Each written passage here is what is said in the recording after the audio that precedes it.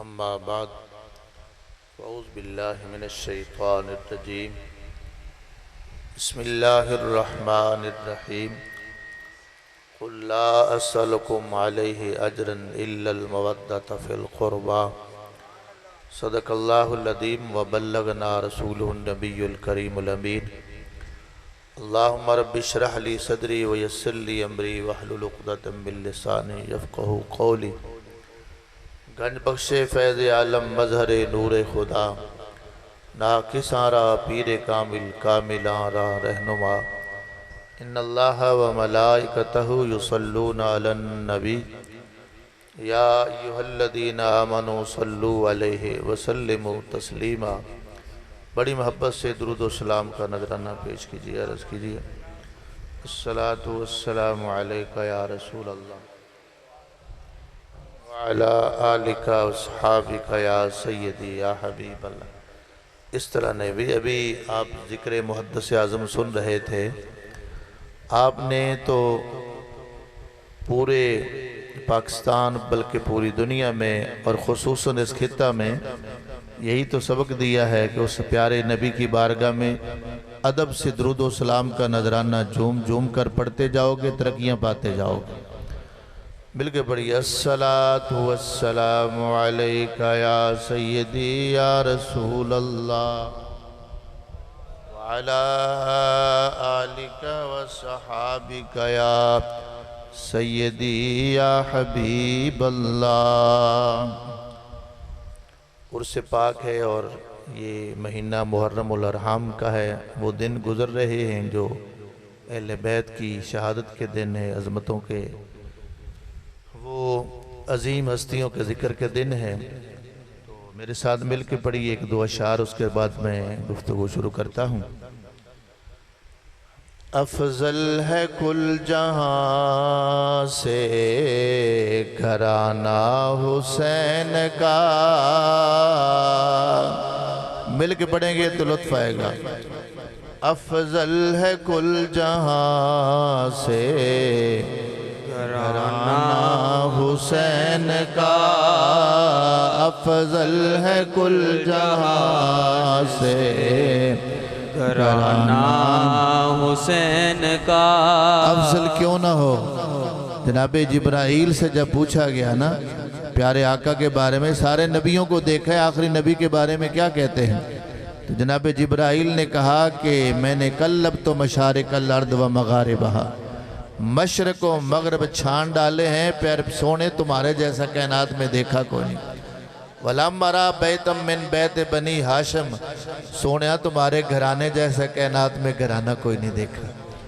اس گھرانے کی بات ہو رہی ہے، مل کے پڑھیے۔ افضل ہے کل جہاں سے گھرانہ حسین کا، نبیوں کا تاجدار ہے نانا حسین کا، نبیوں کا تاجدار ہے نانا حسین کا۔ بھئی ایک عاشق رسول کے عرس پہ آئے ہو، زبانوں کو تالے نہیں لگانے، یہ ذکر کی رات ہے آج، مل کے پڑھیے۔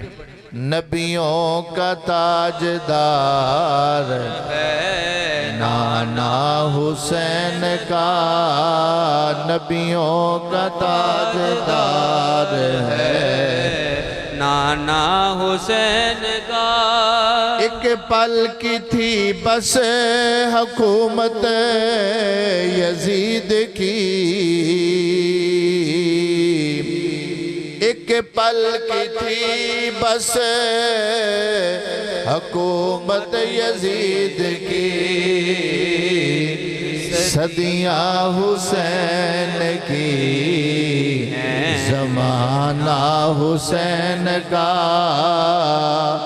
صدیاں حسین کی، زمانہ حسین کا۔ افضل ہے کل جہان سے گھرانہ حسین کا، نبیوں کا تاجدار ہے نانا حسین کا، نبیوں کا تاجدار ہے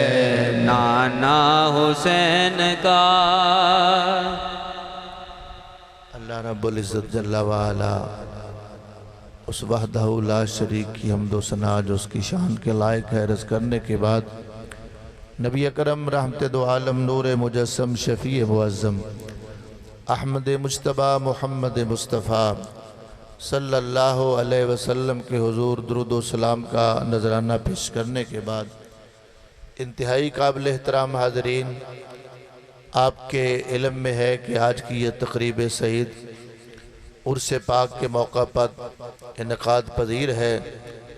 صوفی باصفا پیر طریقت جناب محترم عاشق رسول ماسٹر عبد الرحمن، اللہ آپ کے مزار پر کروڑا رحمتوں کا نزول فرمائے، ان کا عرس پاک ہے اور ذکر اہل بیت کا موقع ہے۔ اللہ رب العزت ذکر پاک کی برکت سے حضرت کے درجات میں اور بلندیاں عطا فرمائے، اور جو آج کے اس محفل کے میزبان ہیں اللہ تعالیٰ سب کی مسائی جمیلہ، خصوصاً ہمارے محترم صاحبزادہ عطال مصطفیٰ صاحب، جناب محترم چودھری مسعود مختار صاحب، دیگر جتنے بھی آج کی اس محفل کے منتظمین ہیں اور اس محفل کو آج کی اس تقریب سعید کو منعقد کرنے ہمارے جس بھائی کا، بزرگ کا، بچے کا، ساتھی کا حصہ ہے، ہم نام لے سکیں یا نہ لے سکیں، اللہ کی بارگاہ میں آپ کا نام لکھا گیا ہے۔ اللہ کے محبوب بندوں کا ذکر پاک جو کرتا ہے، ذکر کی محفل سجاتے ہیں تو ان کے چرچے بارگاہ خداوندی میں ہوتے ہیں، ان کا ذکر پاک اس بارگاہ میں یقیناً ہوتا ہے جو اللہ کے محبوب بندوں کا ذکر کرتے ہیں، ذکر کی محفل سجاتے ہیں۔ تو آج کی اس تقریب سعید میں جس نے جو بھی حصہ کسی حوالہ سے بھی اپنے خدمات پیش کی ہیں، اللہ سب کی محبتوں کو قبول فرمائے۔ ابھی انشاءاللہ تھوڑی دیر تک پیر طریقت رہبر شریعت، جانشین محدث اعظم پاکستان، نبیرہ محدث اعظم پاکستان، مجاہد ملت پیر طریقت قاضی محمد فیض رسول حیدر رضوی، آپ بھی جلوہ افروز ہوں گے اور وہاں سے علماء کرام اور آپ کے اور ساتھی بھی انشاءاللہ تشریف لائیں گے۔ تو میں چند گھڑیاں تشریف لے آیا، بھی ان کا ذکر پاک ہوا تو آپ تشریف فرما ہوئے تو استقبال کیجئے۔ چلے تشریف رکھیں، ابھی مہمان تشریف لا رہے ہیں، سب کا آنا مبارک ہو، بیٹھیے تشریف رکھیے۔ تو انشاءاللہ قبلہ پیر صاحب کی جلوہ گری بھی ہوگی اور ماشاءاللہ اسی آستانہ سے قبلہ سید حیدر رضا شاہ صاحب تشریف لے آئے ہیں۔ شاہ صاحب آگے تشریف لے آؤ۔ محترم جناب آصف رضا صاحب جو کہ صدر ہیں سنی تحریک ڈویژن فیصل آباد کے، سب کا آنا مبارک ہو، اللہ تعالیٰ جزائے خیر عطا فرمائے۔ آج کی محفل میں وہ رونق افزور ہوئے، تو جتنے بھی دوست یہاں پر جلوہ گر ہو رہے ہیں تو سب کی حاضری اللہ قبول فرمائے۔ توجہ سے چند گزارشات ہیں۔ میں نے عرض کیا ہے کہ موقع ہے ذکر اہل بیت کا، کیونکہ ہم نے جو سبق پڑھا ہے آستانہ عالیہ محدث اعظم پاکستان سے، حضور محدث اعظم پاکستان کے خلفاء سے، شاگردوں سے، خصوصاً پیر طریقت سراج المشائخ قاضی محمد فضل رسول حیدر رضوی، آپ کی گفتگو سے ایک ایک لفظ سے جو ہمیں نظر آتا تھا، سنتا تھا، اور جو ہم نے محسوس کیا وہ ادب رسول کو فیل کیا گیا اور حضور کی نسبتوں کا حیا وہاں سے ملا۔ توجہ ہے بے؟ میری باتیں ہونی تھوڑی سی ہیں لیکن بڑی توجہ کی ضرورت رہے گی۔ جاگ کے بیٹھو گے، سنو گے تو پھر کچھ پلے پڑے گا۔ ہمارا عقیدہ مسلک اہل سنت، فکر رضا، وہ قصے کہانیوں پر مشتمل نہیں ہے۔ ہمارے عقیدے کی بنیاد یعنی سورس کیا ہے، عقیدہ ہم نے لیا کہاں سے ہے؟ عقیدہ سارے کا سارا قرآن سے ہے، میرے آقا کے فرمان سے ہے۔ اور یہ نظریہ چلا کہاں سے ہے؟ کوئی کہتا ہے یہ لیل پور کی بہت ساری باتیں یہاں سے شروع ہوئی، کوئی کہتے ہیں نہیں بریلی سے چلی ہیں۔ یاد رکھیے بریلی والے بابے نے اور فیصل آباد والے بابے نے اپنے پاس سے کوئی بات نہیں بتائی، سب کچھ جو بتایا ہے یا قرآن کی تفسیر فرمائی ہے یا سونے نبی کے فرمان کی تفسیر فرمائی ہے۔ قرآن و حدیث پر مشتمل آپ نے نظریہ دیا، اور بنیادی بات کیا بتائی، کیا سمجھائی؟ ان ہستیوں نے ہمیں یہ بتایا کہ تمہاری نمازیں تب قبول ہیں، روزے تب قبول ہیں، حج تب قبول ہے، زکاتیں صدقات و خیرات تب قبول ہیں کہ جس نبی نے یہ سب کچھ دیا ہے اس نبی کا بھی ادب دلوں میں ہو، اس نبی کی جو نسبتیں ہیں ان کا بھی حیا ہو۔ جب یہ نسبتیں موجود ہوں گی، ادب و احترام موجود ہوگا، پھر نمازیں بھی قبول ہوں گی، روزے بھی قبول ہوں گے، حج بھی قبول ہوں گے، زکاتیں بھی قبول ہوں گی۔ اگر محبت نہیں، ادب نہیں تو کچھ بھی قبول ہے۔ بے شک نماز اچھی، روزہ اچھا، حج اچھا، زکات اچھا، باوجود اس کے میں مسلمہ ہو نہیں سکتا جب تک نہ کٹ مرو خواجہ بطحا کی عزت پر، خدا شاہد کامل میرا ایمان ہو نہیں سکتا۔ جب تک پیارے آقا کی عزت و عظمت پر کٹ مرنے کا جذبہ نہ ہو، آپ کی محبت نہ ہو، ادب نہ ہو، اس وقت تک کوئی عبادت قبول ہے۔ آپ کہیں کہ نماز قبول ہو جائے، لیکن نماز میں جس حسین پر درود پڑھنا ہے اگر اس حسین کا ادب نہیں ہوگا تو نماز قبول نہیں ہوگی۔ نماز قبول ہے۔ اللہ فرماتا ہے قل، پیارے محبوب آپ کہہ دیں، لا اسألکم علیہ اجرا الا المودۃ فی القربى، محبوب کہہ دیجئے میں کچھ نہیں مانگتا، کوئی سوال نہیں کرتا، میں نے تبلیغ کی ہے، دین کا پیغام پہنچایا ہے، اللہ کا حکم تم تک پہنچایا ہے، توحید کا درس دیا ہے، اپنی رسالت کا تعارف دیا ہے، اس پر کچھ نہیں مانگتا۔ ہاں ایک ہی جو مجھے حکم ہوا ہے، جو سوال کر رہا ہوں، تم سے مطالبہ کر رہا ہوں، وہ اور کچھ نہیں مانگتا، یہی مطالبہ ہے کہ میری قرابت سے محبت کرنے والے ہو جائیں۔ اچھا، ساری زندگی جس نبی نے دیا ہے، حضور لینے والے نہیں ہیں، حضور کائنات کو یہی عقیدہ قرآن نے دیا، یہی عقیدہ حدیث نے دیا، اس کی تشریح محدث اعظم نے فرمائی۔ اسی کو پھر اعلیٰ حضرت کی زبان میں آپ نے کیا فرمایا کہ یہ ساری زندگی حضور دیتے رہے ہیں، واہ کیا جود و کرم ہے شاہ بطحا تیرا، نہیں سنتا ہی نہیں مانگنے والا تیرا، اور میرے کریم سے اگر قطرہ کسی نے مانگا، میرے کریم سے ہائے ہائے ہائے، اعلیٰ حضرت کی فکر سنیے، میرے کریم سے اگر قطرہ کسی نے مانگا، دریا بہا دیے ہیں، در بے بہا دیے ہیں۔ حضور کی بارگاہ میں اگر کسی نے جھولی پھیلائی ہے تو جھولیاں بھر کے وہاں سے آیا ہے۔ کائنات کو ساری زندگی بانٹنے والے، دینے والے، عطائیں کرنے والے آج امت سے مانگ رہے ہیں، تو مانگ کیوں رہے ہیں؟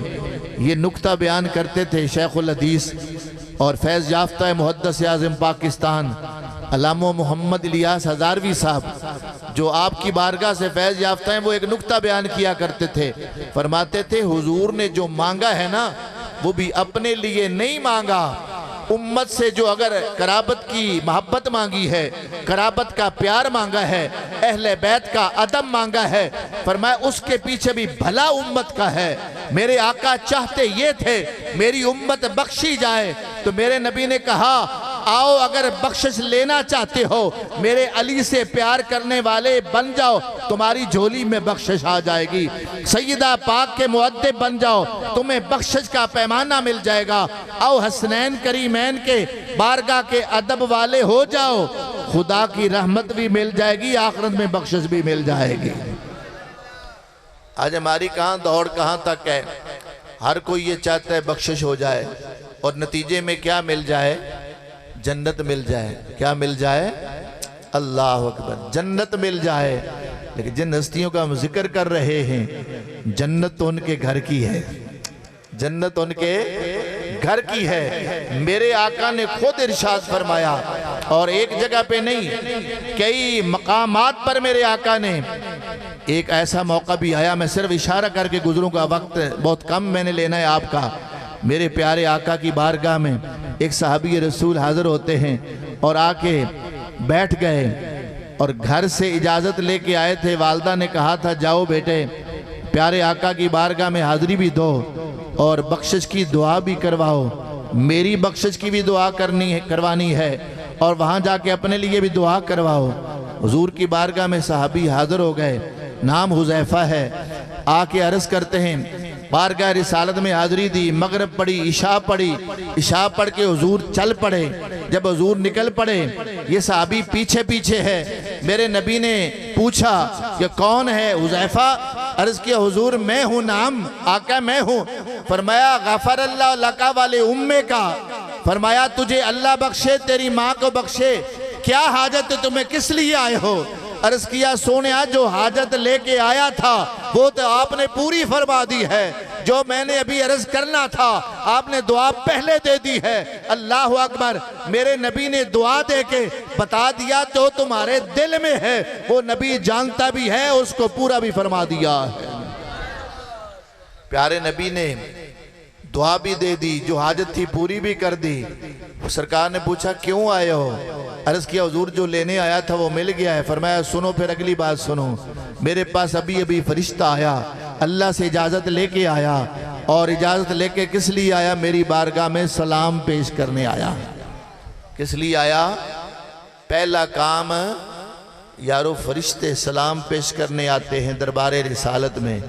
اور پھر اگلی حدیث بھی سن لو، حضور کے روضہ پاک پر 70,000 صبح 70,000 شام حاضری دیتے ہیں، درود و سلام پیش کرتے ہیں، اور جو ایک بار فرشتہ آتا ہے پھر دوبارہ زندگی بھر اس کو موقع نہیں ملتا۔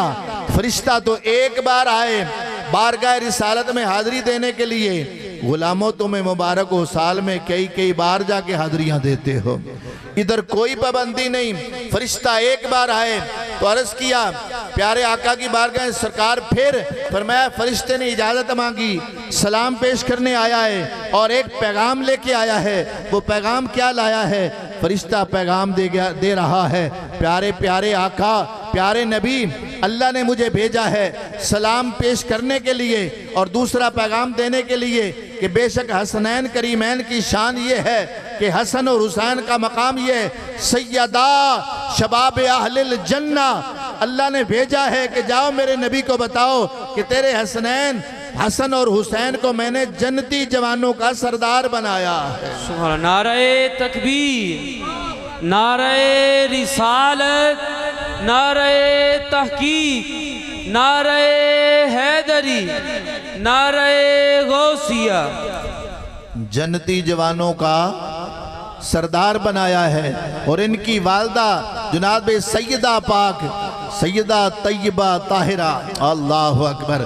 میں پچھلے دنوں میں بھی ایک فیصل آباد کی محفل میں عرض کر رہا تھا کہ جب ذکر پاک آتا ہے سیدہ پاک کا، اللہ اکبر، پھر مسلمان کی گردن جھک جاتی ہے، اس لیے کہ وہ عظیم ہستی ہے کہ جن کا نام بھی ادب سے لینا چاہیے، جن کا ذکر آئے تو پھر بھی انسان کی گردن جھک جائے اور ان کی بارگاہ میں اپنی نگاہیں جھکا لے، اس لیے کہ وہ بہت بڑی بارگاہ ہے۔ اللہ اکبر۔ میں حدیث کا یہ جملہ پورا کرنے سے پہلے ذرا ایک عاشق کی بات سنا دوں، جنہوں نے ہمیں ادب سکھایا، محبت سکھائی اور اس بارگاہ کا یہ ادب والا طریقہ بتایا۔ علامہ اقبال علیہ رحمہ فرماتے ہیں کہ جب اس بارگاہ کی بات کرو تو پھر ادب سے اپنی نگاہیں جھکا لیا کرو، اور اس بارگاہ کا اتنا اونچا ادب ہے، اتنا بڑا ادب ہے کہ زندگی بھر بھی ہم ادب کرتے رہیں تو سیدہ پاک کے ادب کا حق ادا نہیں کر سکتے۔ یہاں پر میں علامہ کی بات کر کے آگے حدیث پوری کرتا ہوں۔ علامہ اقبال نے جب اس بات کو اپنے لفظوں میں بیان کیا نا تو کہنے لگے لوگوں سن لو میری عقیدت کیا ہے، میری محبت کیا ہے، اس بارگاہ میں کیا احترام کا رشتہ رکھتا ہوں۔ فرماتے ہیں رشتہ آئین حق زنجیر پا است، اے سیدہ پاک میرے قدموں میں یہ حق کی جو آئین کی زنجیر ہے وہ میرے پاؤں میں موجود ہے، پاس فرمان جناب مصطفیٰ است، اور مجھے تیرے ابا جان مصطفیٰ کے فرمان کا پاس ہے، میں اس کا پابند ہوں، ورنہ میرا ارادہ کیا ہے، میرا طریقہ کیا ہے، میرے دل کی حسرت کیا ہے۔ کہتے ہیں ورنہ ورنہ گردے تربتش گردیدمی، اگر میرے دل کی بات پوچھتی ہو سیدہ، میں چاہتا ہوں تمہاری قبر کا میں طواف کروں۔ اللہ اکبر۔ اور میرے اندر کی کیفیت یہ ہے، سجدہ ہاں بر خاک او پاشیدمی، سیدہ میرا دل کرتا ہے میں تیری قبر پہ سجدہ بھی کروں، تیری قبر کا طواف بھی کروں، پر کیا کروں؟ تیرے ابا جان کی شریعت مجھے روکتی ہے، شریعت کا پاس ہے، ورنہ میں طواف بھی کرتا، سجدے بھی کرتا، لیکن اب رکا ہوا ہوں کہ تیرے ابا جان نے منع فرمایا ہے۔ کیا شان ہے یارو! آج امت جس سیدہ پاک پر مناظرے کر رہی ہے، علامہ اقبال سبق دے رہے ہیں کہ وہاں نظریں جھکا لو، وہاں اپنی گردنیں جھکا لو، وہاں ادب کے پیکر بن جاؤ، وہاں نام بھی لینا ہے تو ادب سے لینا ہے۔ یہی وجہ تھی جب محدث اعظم بولتے تھے، سیدہ پاک کا ذکر پاک کرتے تھے، تو پھر کیا ہوتا تھا؟ نام نہیں لیتے تھے بلکہ القابات سے پکارتے تھے، سیدہ، طیبہ، طاہرہ، عابدہ، ساجدہ، راکعہ، شاکرہ، قاریہ، حافظہ، عالمہ۔ اللہ اکبر۔ آپ کی شانیں بیان کرتے جاتے تھے اور کہتے تھے سیدہ پاک کا نام نہیں لیں گے، ان کا ذکر ان کے القابات سے کریں گے۔ وہ سیدہ پاک جس نے امت کو حسنین عطا فرمائے ہیں، فرشتہ بتاتا ہے پیارے آقا اللہ نے بھیجا ہے کہ حسن و حسین جنتی جوانوں کے سردار ہیں، اور سیدہ فاطمہ الزہرا جنتی عورتوں کی سردار ہیں۔ جنتی، اللہ اکبر۔ آج ہم جنت کے سرداروں کا ذکر کر رہے، جنت کے ڈھیلے ہو، جنت نہیں چاہیے دی بھئی؟ اللہ اکبر۔ اے ضرور چاہیے تو پھر ان کا ذکر پاک اسی ذوق سے سنیں، اسی محبت سے سنیں۔ حسنین کریمین جنتی جوانوں کے سردار ہیں، ان کی اماں جان جنتی عورتوں کی سردار ہیں۔ اگر جنت چاہیے تو ان سے اپنا تعلق قائم کر لیں۔ جنت تو ان کے گھر سے ملی ہے، جنت کے وہ مالک ہیں، جنت کے وہ وارث ہیں۔ ان کے ابا جان نے جنت بانٹی تھی، جب موج میں آئے تھے تو نہیں فرمایا تھا ابو بکر تو بھی جنتی ہے، عمر آپ بھی جنتی ہیں، عثمان آپ بھی جنتی ہیں، علی آپ بھی جنتی ہیں، طلحہ آپ بھی جنتی ہیں، زبیر آپ بھی جنتی ہیں، عبد الرحمن بن عوف آپ بھی جنتی ہیں، سعد آپ بھی جنتی ہیں۔ میرے نبی ایک جگہ پہ کھڑے 10 صحابہ کو جنت کا ٹکٹ عطا فرمایا، 10 صحابہ کو جنت کا ٹکٹ عطا فرمایا۔ تو پھر میں کیوں نہ کہوں، میں تو مالک ہی کہوں گا کہ ہو مالک کے حبیب۔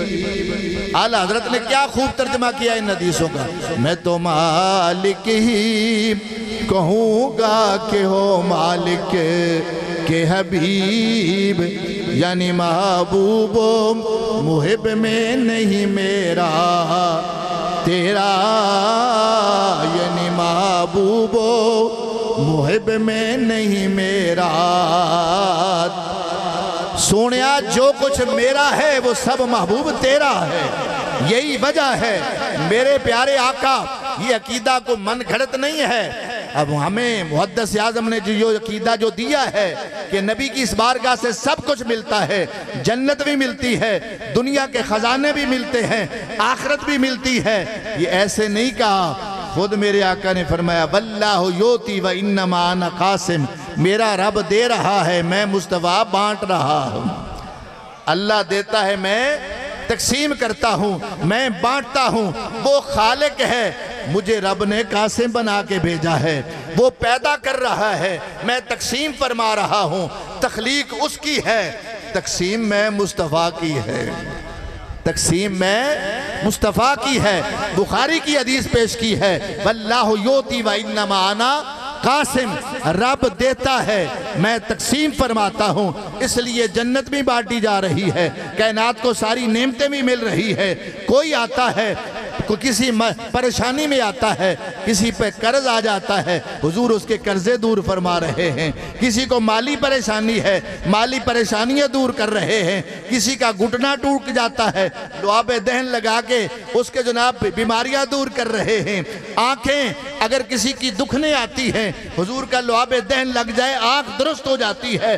بتائے تو صحیح کون سی نعمت وہاں سے نہیں ملی ہے؟ ساری کائنات کی نعمتیں میرے آقا کی بارگاہ میں موجود ہیں، جو آتا ہے جھولیاں بھر کے وہاں سے جاتا ہے۔ نعرہ رسالت، نعرہ تحقیق، نعرہ حیدری۔ بہرحال یہ موضوع ایک الگ چھٹ جائے گا کہ حضور کی طاقت کتنی ہے، عطائیں کتنی ہیں، ملتا کیا کیا ہے۔ میں عرض کر رہا تھا کہ آپ کے شہزادے حسنین کریمین جنتی جوانوں کے سردار ہیں، اور جناب سیدہ فاطمہ الزہرا عابدہ راکعہ شاکرہ سیدہ طیبہ طاہرہ آپ یہ جنتی عورتوں کی سردار ہیں۔ تو سرداری اس گھر کی ہے، جنت ان کی ہے۔ آئیں اگر جنت لینی ہے، آخرت اچھی کرنی ہے، ان کا دل میں ادب پیدا کریں، اللہ تعالیٰ ساری نعمتیں عطا فرما دے گا۔ آخری حدیث پاک عرض کر کے بعد سمیٹ دوں گا، توجہ سے۔ پیارے آقا صلی اللہ علیہ وسلم نے فرمایا کہ تمہیں کل قیامت والے دن 4 چیزوں کے بارے میں پوچھا جائے گا۔ کتنی چیزوں کے بارے میں؟ پہلی چیز اس میں پوچھا جائے گا کہ بتا اے انسان، تو نے اپنی اس جسم کو کہاں خرچ کیا، تیری زندگی کہاں گزری، کیا عمل کرتا رہا۔ دوسرا سوال ہوگا تیری عمر کہاں گزری، تیری عمر کہاں گزری، اس کا حساب دے۔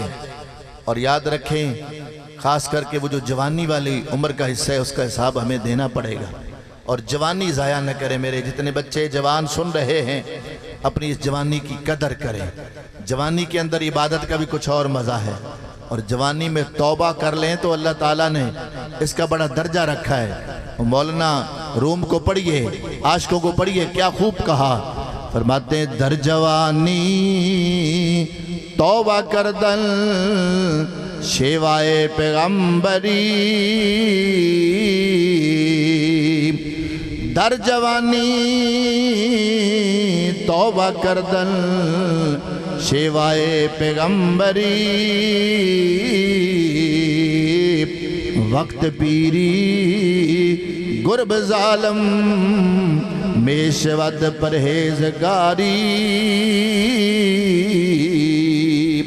فرماتے ہیں کہ سن لو کہ جوانی کے اندر توبہ کرنے والے کا مقام کیا ہے، شیوائے پیغمبری کا اعلان کیا گیا ہے۔ تو اپنی جوانی کی قدر کریں، عبادت و ریاضت اپنے لیے لازم سمجھیں۔ راتوں کو اٹھ کے اگر ساری رات عبادت نہیں تو کم از کم 5 وقت نماز کی پابندی کی کوشش فرمائیں۔ نماز کی پابندی کریں گے کل عرض کر سکیں گے مولا یہ زندگی گزری ہے، عمر گزری ہے، تیری عبادت میں گزری ہے، نماز پڑھتے گزری ہے، قرآن پڑھتے گزری ہے، تیرا ذکر کرتے گزری ہے۔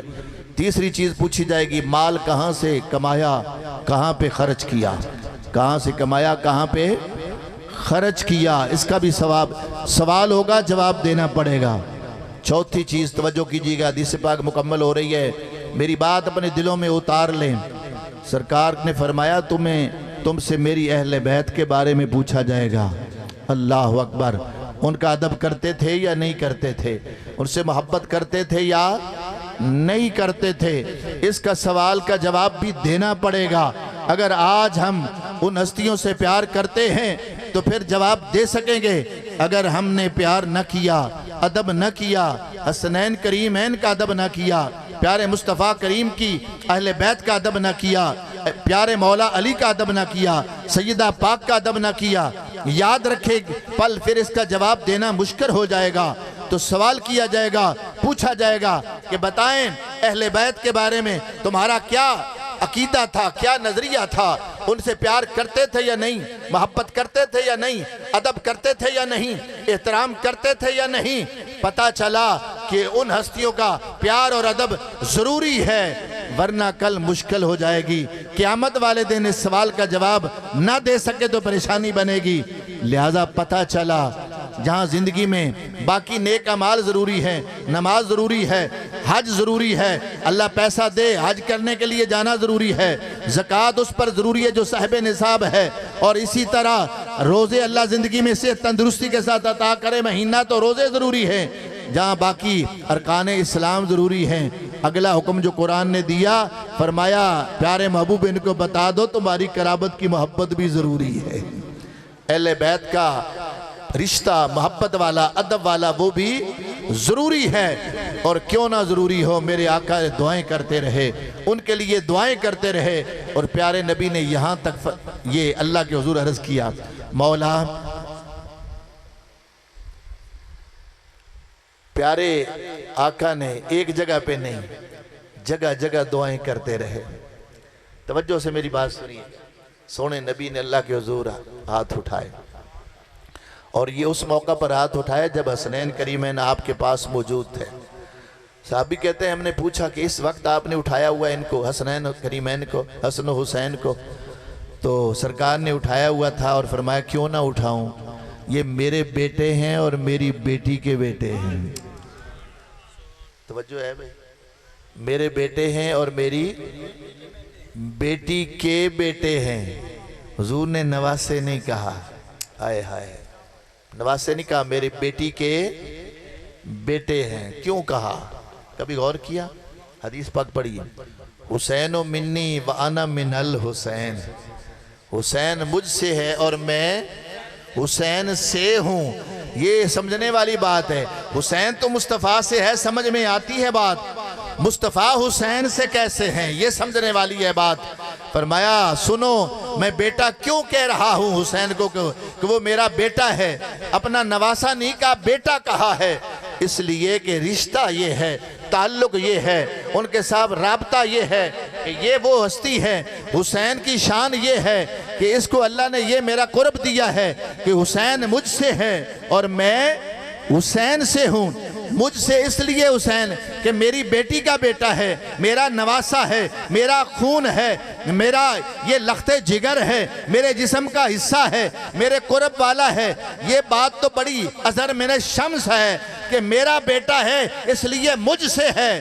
اور یاد رکھو میں کیسے حسین سے ہوں، سنو وہ اس طرح ہے کہ حسین مجھ سے، میں حسین سے ایسے ہوں کہ چونکہ جب میں دنیا سے چلا جاؤں گا، اب آگے شہادت والا باب جب بند ہونے والا ہوگا، مجھے ظاہری شہادت نہیں ملے گی۔ پہلے نبیوں کو شہادت بھی ملی ہے، انبیاء کو شہادت بھی ملی ہے، اور اگر مجھے شہادت نہ ملی تو پھر یہ میرے باپ کے اندر کمی آئے گی، لہذا اللہ نے اس کمی کو دور کرنا تھا تو حسین کو مجھ سے پیدا کر کے میں حسین سے ایسے ہوں۔ فرمایا کہ حسین جب یہ شہادت حاصل کرے گا، 10 محرم کو شہادت پائے گا، یہ شہادت حسین کی نہیں ہوگی، یہ شہادت مصطفیٰ کی ہوگی۔ یہ شہادت ہے، کھڑے ہو کے استقبال